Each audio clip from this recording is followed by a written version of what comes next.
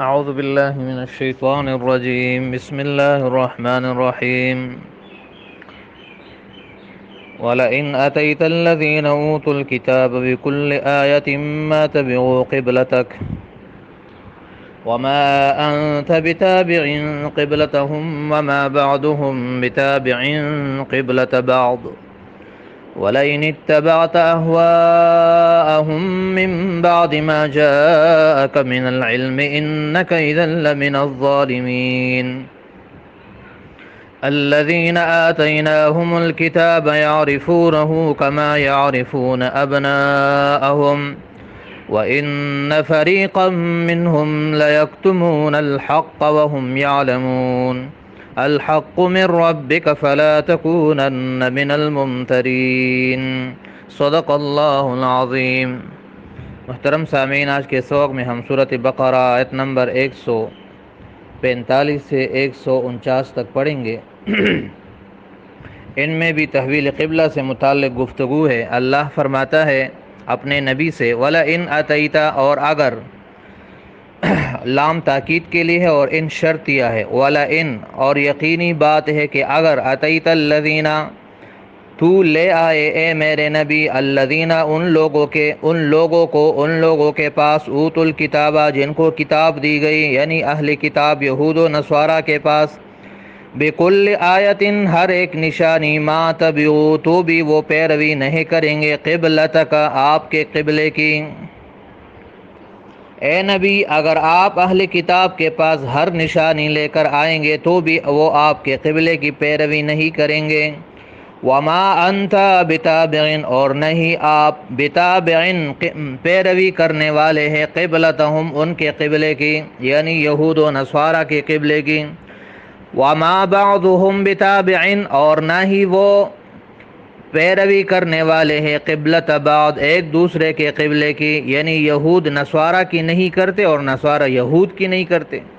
وَلَئِنِ اتَّبَعْتَ، اور یقیناً اگر آپ پیروی کریں گے، اہواءہم، ان کے خواہشات کی، اہواء جمع ہے ہوا کی، خواہشات کو کہتے ہیں۔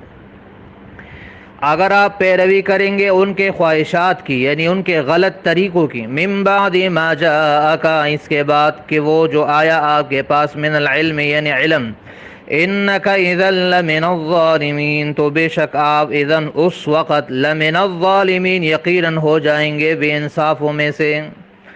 الذین، وہ لوگ، آتیناہم الکتاب، جن کو ہم نے کتاب دی، یعرفونہ، وہ پہچانتے ہیں اس پیغمبر کو، کما یعرفون، جیسے کہ وہ پہچانتے ہیں، ابناءہم، اپنے بیٹوں کو، ابنا ابن کی جمع ہے۔ یہ ایک ترجمہ ہے۔ دوسرا ترجمہ، یعرفونہ، وہ پہچانتے ہیں اس پیغمبر کو، یہ ایک ترجمہ ہے۔ یا دوسرا ترجمہ، یعرفونہ، وہ پہچانتے ہیں اس تحویل قبلہ کو، یعنی قبلے کی تبدیلی کے صداقت کو اور اس کی سچائی کو، جیسے کہ وہ اپنے بیٹوں کو پہچانتے ہیں۔ وَإِنَّ، اور بے شک، فَرِيقًا مِّنْهُمْ، ان میں سے ایک گروہ، فریق واحد ہے، معنی اس کا ہے گروہ۔ وَإِنَّ فَرِيقًا مِّنْهُمْ، اور بے شک ان میں سے ایک گروہ ایسا ہے، لَيَكْتُمُونَ الْحَقَّ، جو یقیناً حق بات کو چھپاتے ہیں، وَهُمْ يَعْلَمُونَ، اور وہ جانتے ہیں۔ الحق، یہی حق ہے، سچ ہے، من ربک، آپ کے رب کی طرف سے، یعنی قبلے کا تبدیل ہونا اور آپ کے قبلے کا کعبہ ہونا، یہی سچی اور پکی بات ہے آپ کے رب کی طرف سے۔ فلا تکونن، تو آپ ہرگز نہ ہو جائیے، نن اس میں نون تاکید کے لیے ہے، تو آپ ہرگز نہ ہو جائیے اے میرے نبی، من الممترین، شک کرنے والوں میں سے۔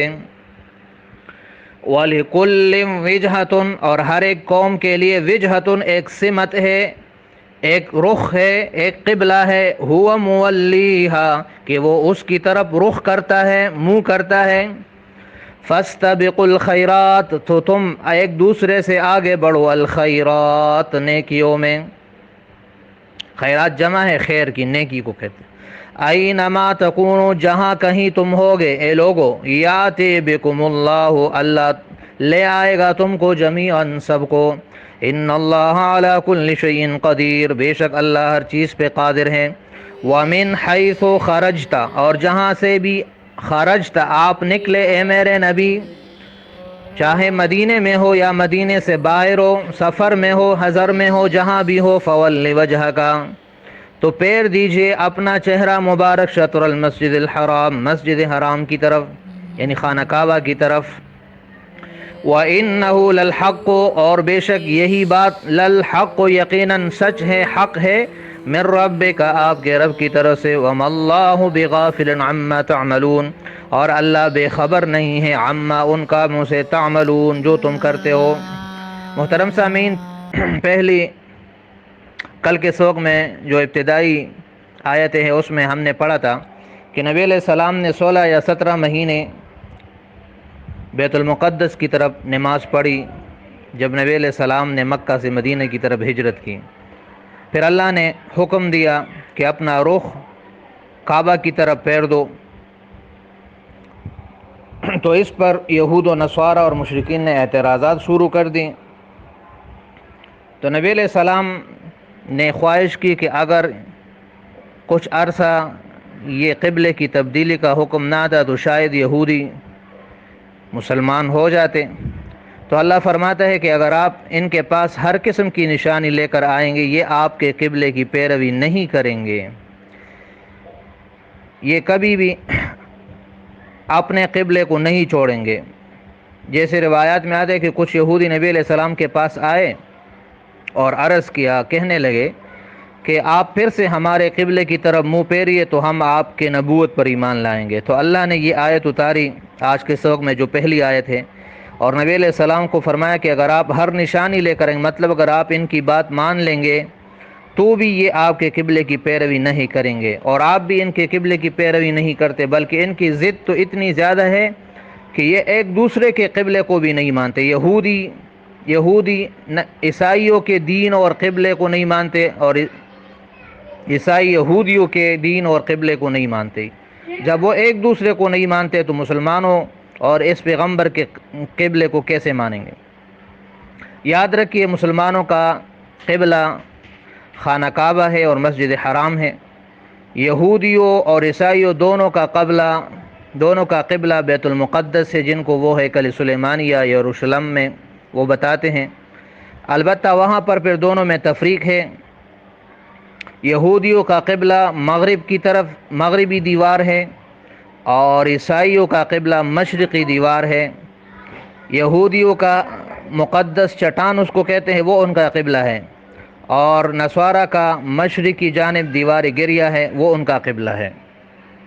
تو ان کے قبلے بھی الگ الگ ہے، تو وہ ایک دوسرے کے قبلے کو نہیں مانتے، تو مسلمانوں کے ماننے کو ان سے امید کرنا یہ بہت بعید ہے۔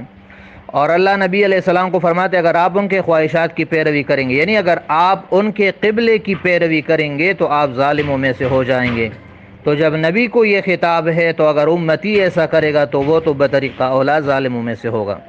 پھر آگے اللہ فرماتے یہ یہودیوں کے علماء اور عیسائیوں کے علماء یہ ہمارے نبی کو اس طرح پہچانتے ہیں جیسے اپنے بیٹوں کو پہچانتے ہیں، کیونکہ بیٹے کے پہچاننے میں کسی کو شک نہیں ہوتا۔ اپنے آپ کو پہچاننے میں شک ہو سکتا ہے کیونکہ انسان پر بہت وقت ایسا گزرتا ہے جس میں اس کو اپنا شعور نہیں ہوتا، لیکن بیٹا اس کے سامنے پیدا ہو جاتا ہے اور بڑھتا ہے اور جوان ہو جاتا ہے تو وہ اس کو اچھی طرح پہچانتا ہے۔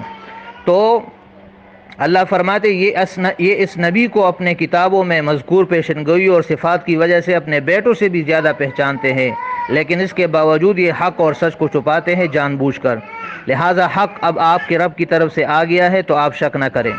باقی آگے اللہ فرماتے کہ یہ بحث اور یہ جھگڑے یہ چھوڑ دو، بس جس کا جو قبلہ ہے اس کی طرف منہ کرو اور اس کے علاوہ اور نیکیاں کرو۔ تو اس سے یہ معلوم ہو گیا کہ غیر ضروری چیزوں میں جھگڑے کرنا ایک مسلمان کو زیب نہیں دیتا۔ مسلمان کو چاہیے کہ بس اگر اس کو حق اور سچ بات معلوم ہو جاتی ہے تو اس کی پیروی کرے، اور پھر آگے اس میں زیادہ سوالات اور زیادہ جستجو اور فکر نہ کریں۔